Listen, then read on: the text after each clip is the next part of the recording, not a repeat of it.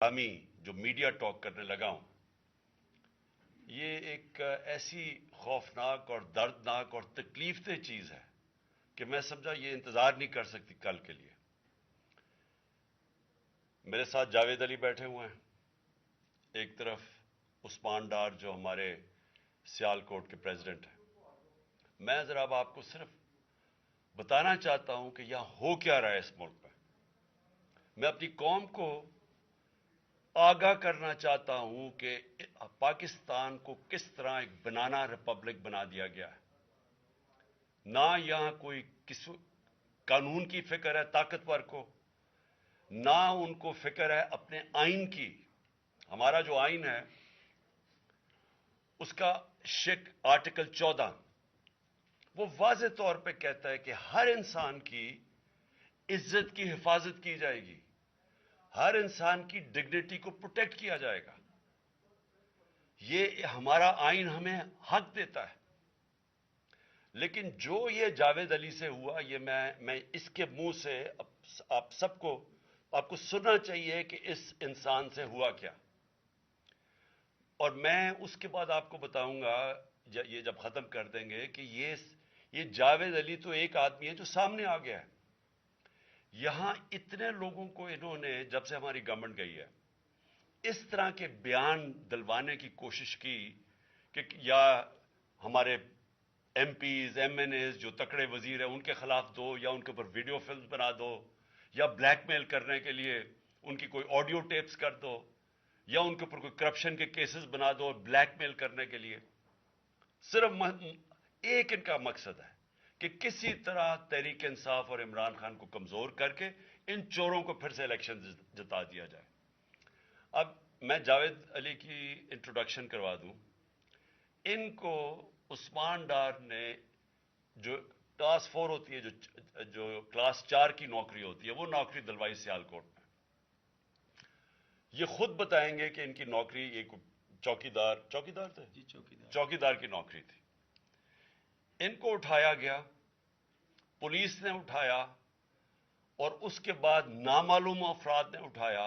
और अब इनसे पूछे, इनकी जबानी पूछे कि इनसे किया क्या गया। फिर मैं वापस आता हूं आपके पास। बोलो जावेद। अस्सलाम वालेकुम। जी, मेरा नाम जवेद अली है। मैं चौकीदार की नौकरी करता हूँ एजुकेशन डिपार्टमेंट में। तो मुझे उधर बुलाया जाता है कॉल करके कि आप आएँ इधर और आप सैलरी अप्लाई करें और आपको जो है ना आपकी सैलरी में मिले। मैं उधर गया हूँ और मुझे उधर सुबह 11 बजे से लेके तकरीबन 3 साढ़े 3 बजे तक बैठाया जाता है। आप बैठो, करते हैं तकरीबन उधर 4 बजे के करीब 7-8 पुलिस वाले आते हैं। वो उधर से मुझे पहले हाथ कड़ी लगाते हैं, बाद में मेरे आंखों पे ऊपर शर्ट बांधते हैं और ऊपर चोला डाल लेते हैं कि जैसे मैं कोई दहशतगर्द हूँ। ठीक है। उधर से मुझे प्राइवेट गाड़ी में उठाते हैं और ले जाते हैं नामलूम जगह पे। उधर जाके मेरे ऊपर मार्क चढ़ा होता है, आंखें बांधी होती हैं।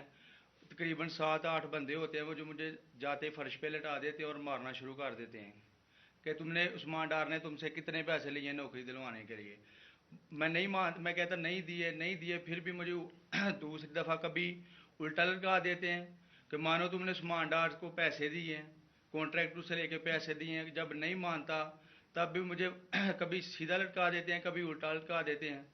और बाद में जब मेरे मसलन के कभी ईंट ले उधर से ईंट उठाते हैं, उसे धागे से आगे मेरे नाजुक हिस्सों में बांध देते हैं कि मानो तुम कॉन्ट्रैक्ट से पैसे लेके उस्मान डार को देते हो। कपड़े उतारते हैं, बताओ बाद जरा। में मुझे नंगा करते हैं, कपड़े उतारते हैं, कपड़े उतार के उधर फर्श पे बैठा देते हैं कि मानो तुमने उस्मान डार को पैसे दिए। जब नहीं मानता तो फिर उधर से कहते हैं कि एक डाला भेजो, इसकी बीवी को उठाओ, इसके बच्चे को उठाओ और इधर उसको लाकर उसको बरहना करो, उसकी वीडियो बनाओ, फेसबुक पे डालो और ब्लैकमेल करो।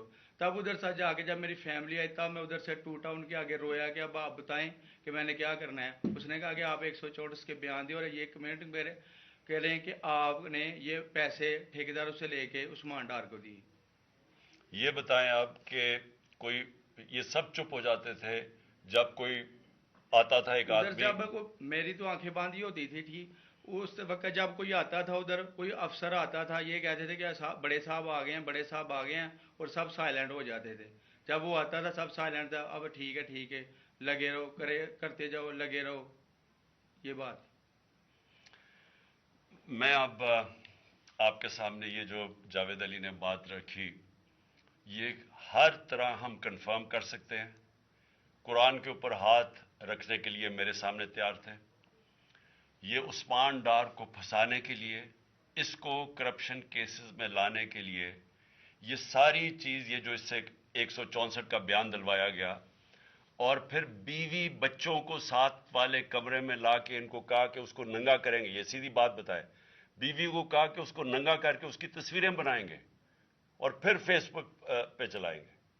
میں آج اپنی بڑے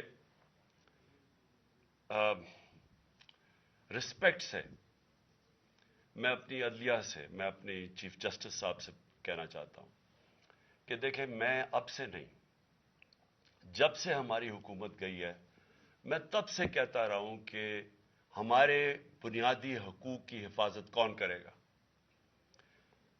شہباز گل کو اٹھایا، اس کو ٹارچر کیا گیا، اس کو ننگا کیا گیا، اس کو لٹکایا گیا اوپر، اس کو مارا گیا. اس سے بیان دلوا رہے تھے کہ عمران خان کے خلاف سٹیٹمنٹ دو، جو اس کو کہہ رہے تھے عثمان ڈار کے خلاف سٹیٹمنٹ دو. اس کو میں تب بھی، میں نے صرف ایک میرے منہ سے نکل گئی اور غصے میں نکل گئی کہ ہم جس جج نے ان کو ریمانڈ دلوایا تھا واپس، شہباز گل کو واپس جیل میں جب وہ ٹارچر ہوا تھا، تو میں نے کہا قانونی کارروائی کریں گے. میرے اوپر کنٹیمپٹ نوٹس کیا گیا، لیکن کوئی کسی نے ایک کسٹوڈیل ٹارچر ساری دنیا کے اندر منع ہے. کسٹوڈیل ٹارچر کے اوپر کچھ نہیں ہوا. پھر اعظم سواتی کو اٹھایا گیا اور ساری قوم کے سامنے جو اعظم سواتی نے اپنے زبان سے بتایا کہ اسے کیا گیا ہے، ایک ٹویٹ کے اوپر، اس کا صرف ایک ٹویٹ کر دی تھی اس نے کہ NRO2 باجوہ نے دیا، جو سب قوم جانتی ہے. اس کے اوپر جو اس سے کیا گیا، پھر ویڈیو بھیجی گئی اس کی بیوی اور اس کی بیٹی کو.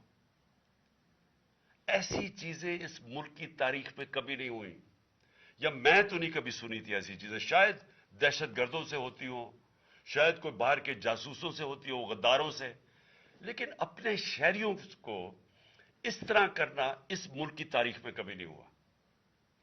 میں نے جب مجھے گولیاں لگی، میں نے تب چیف جسٹس صاحب کو پہلے مخاطب ہوا. میں نے کہا دیکھیں، جنہوں نے مجھے یہ قتل کرنے کی کوشش کیا وہ سارے اقتدار میں بیٹھے ہوئے ہیں.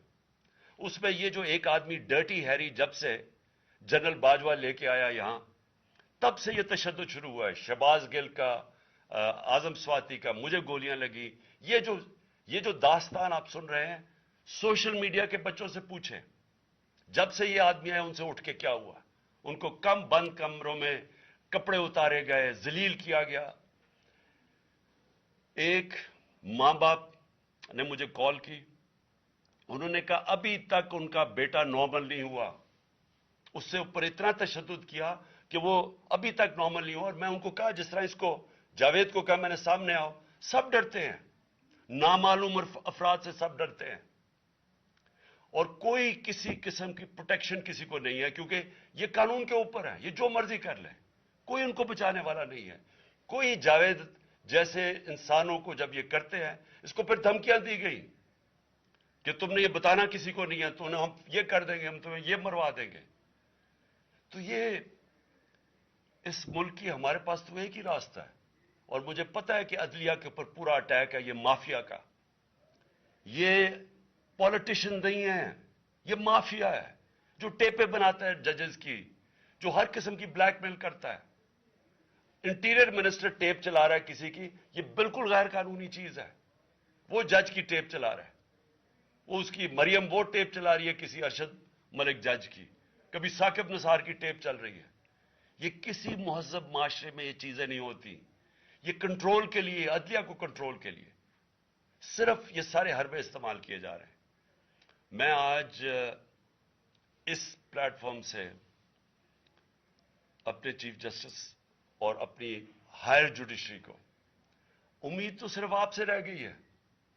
اس وقت جو جس طرح کا ظلم کیا جا رہا ہے، یہ نامعلوم افراد جو کر رہے ہیں اس ملک کے ساتھ، اور خاص طور پہ جو ڈرٹی ہیری ہے، میری ساری انہوں نے، یہ کیسے ہو سکتا ہے کہ میری جو ساری جے آئی ٹی کی رپورٹ تھی جو انہوں نے فورینسک ایویڈنس جمع کی ہوئی تھی وہ ساری ختم کر دی ہے. ان 4 آفیسرز کو پھر اوپر بٹھا دیا ہے جن کے اوپر پروسیکیوٹر جنرل نے کہا تھا کہ انہوں نے میری جے آئی ٹی کی ایویڈنس سیبوٹاج کرنے کی کوشش کی. اس نے ٹیررزم کورٹ کو بتایا ہے, ان کو واپس لا کے اوپر بٹھا دیا ہے. یعنی اس سے انصاف ملے گا. ساری ایویڈنس ختم کر دی ہے تو ہمیں کدھر جائیں گے ہم؟ میری ریکویسٹ ہے چیف جسٹس صاحب, یہ جاوید علی کی اس کے اوپر سوٹ موٹو ایکشن لیں, پتہ چلائیں کہ یہ کون لوگ ہیں. اور اوپر سے اس نے نامعلوم افراد نے اس نے سنا کہتے ہوئے کہ پولیس کے اوپر سارا الزام لگانا, پولیس کو پنچنگ بیگ بنانا اور کچھ نہ کہنا, نہیں تو ہم تمہیں یہ کر دیں گے, مار دیں گے. دیکھیں جی وقت آ گیا ہے. میں اپنی جوڈیشری سے یہ کہنا چاہتا ہوں کہ یہ جو بھی آپ کا سب سے بڑی جوڈیشری کی سب سے بڑی ذمہ داری ہمارے بنیادی حقوق کی حفاظت کرنا ہے. یہاں جس طرح یہ رجیم چینج کے بعد جس طرح بنیادی حقوق ختم کیے گئے ہیں, لوگوں کو لاوارث چھوڑ دیا ہے, سمجھ نہیں ہے لوگ جائیں کدھر انصاف کے لیے. ہم نے ایک پرامن احتجاج جیل بھرو تحریک شروع کی. جو لوگوں کو اٹھا کے لے کے جا رہے ہیں ان کو کپڑے نہیں دے رہے ہیں, ان کو دور دور لے گئے ہیں, کسی کو اٹک ڈرانے دھمکانے سے خوف پھیلا رہے ہیں. ایک طرف ایک پرامن احتجاج تاکہ ملک میں نقصان نہ پہنچے. اب ہماری قوم آگے مشکل میں ہے, مہنگائی میں ڈوب گئی. کبھی پاکستان کی تاریخ میں 41% مہنگائی انفلیشن نہیں ہوئی, چھوڑ کے گئے تھے 12% تھی, آج 41% ہے. ہم اس کے احتجاج کریں کہ چور اوپر بٹھا دیے, این آر او مل گیا ہے, پکڑ کے یہ حالات ہوتا ہے, سب کو ڈرانا دھمکانا, جرنلسٹ کو, صحافیوں کو, ٹی وی چینلز کو. تو میں صرف چیف جسٹس صاحب اور آپ اپنے سپریم کورٹ سے آج خاص درخواست کرتا ہوں کہ یہ جاوید علی کی کہانی سنیں, پوچھیں کون ذمہ دار ہے, کہیں تو لائن ڈرا کریں کہ اب ان کو خوف تو ہو کہ کوئی کھڑا ہے ان کے لیے, عوام کے لیے, عوام کے ساتھ کھڑا ہے. کوئی تو ایکشن لیں تاکہ عوام کو کوئی حوصلہ ہو کہ ہماری عدلیہ ہمیں بچائے گی. کون بچائے گا جاوید؟ سوچیں کہ بیوی بچوں کو ساتھ والے کمرے میں جا کے کہتے ہیں اس کو ننگا کر کے ہم اس کی تصویریں بنائیں گے. یہ کون سے معاشرے میں ہوتا ہے؟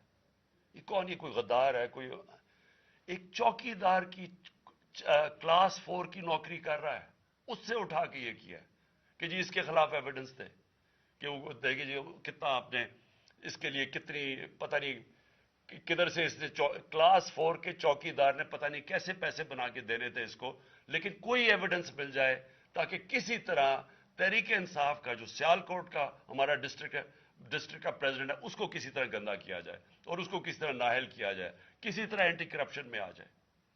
اور یہ ہے پنجاب کی جو انہوں نے کیئر ٹیکر گورنمنٹ, یہ جو ایک بددیانتدار ایک میں اس کا نام مجھے سمجھ نہیں آتا کہ ایسا گھٹیا چیف الیکشن کمیشن اس ملک کی تاریخ میں نہیں آیا کہ شرم نہیں آئی کہ نیوٹرل کیئر ٹیکر یہ حرکتیں کرتا ہے. یہ نیوٹرل کیئر ٹیکر کے نیچے ہو رہا ہے.